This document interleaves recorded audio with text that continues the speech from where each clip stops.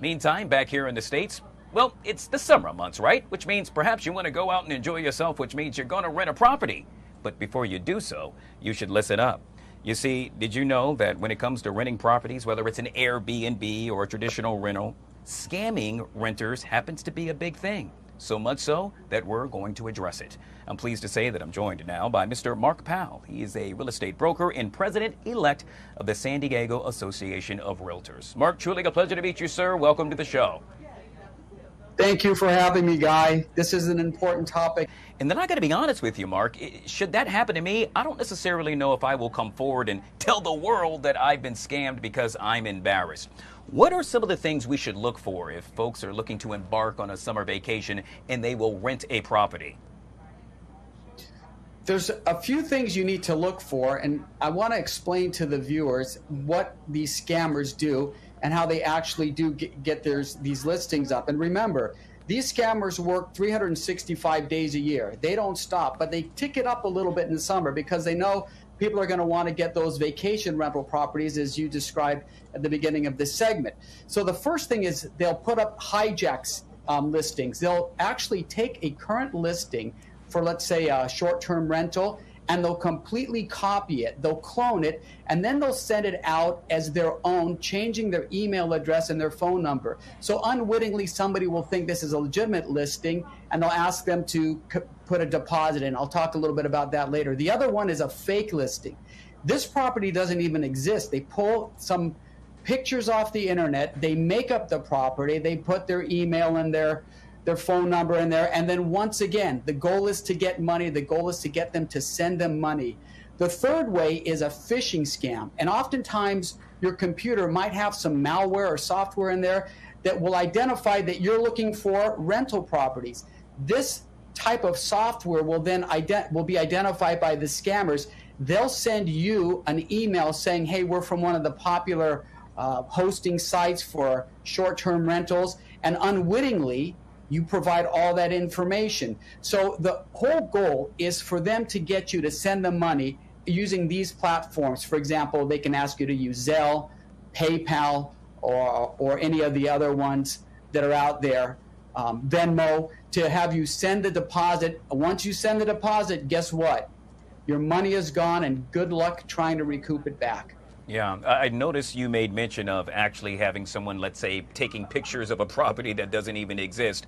That actually happened right here in the DMV area. Someone fell victim just to that, showed up to actually get the keys for the property. Guess what? The homeowner's right there saying, we never did it, and then they were out of money.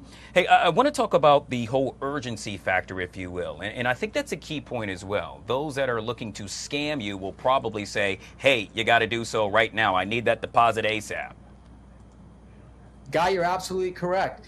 Anytime you believe there's a sense of urgency, for example, they might say, hey, I've got 10 people waiting for this. I've got to secure it. So if you want me to secure it, send me $500, and then a person might be hesitant and say, well, I'm not comfortable sending you that money. So the scammer will say, I'll mail you a set of keys.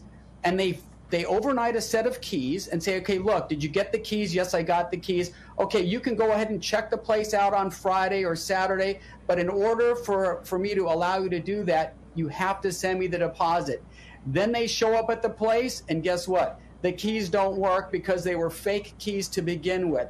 So these scammers work all sorts of different ways to try and get somebody to send them money other than using a proper website. Now look, these four websites that are popular, those ones are fairly safe. They have AI scrubbing software in there to make sure that they don't get these fake listings.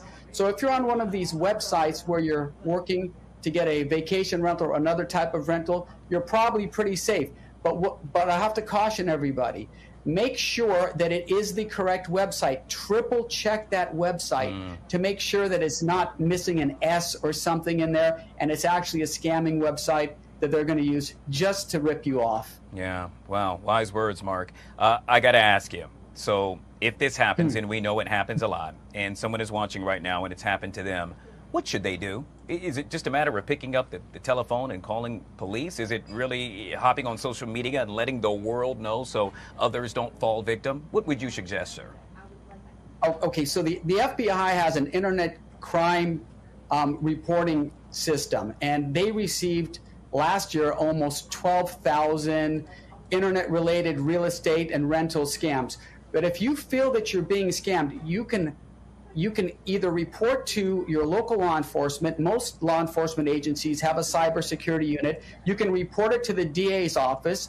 But if you really feel like you want to double check it, call a realtor. Call the local realtor association. Go, hey, does this property really exist? Who's the owner? And most likely, this realtor association is going to help you, because they don't want real estate scams out there. So, and their services are generally, I don't think they charge. I think if you call the realtor and go, hey, is this a real property? Does it exist? They might be able to scrub it for you, for your viewers, before you get in a situation where you just lost $500, $1,000, $2,000. We don't want that to happen to anybody, especially families just looking to have a good time this summer. Yeah, Mark, I know that you're based in San Diego, and so I would assume that just like here in Washington, D.C., you will have an influx of folks, if you will, that are looking to celebrate and or enjoy their vacation.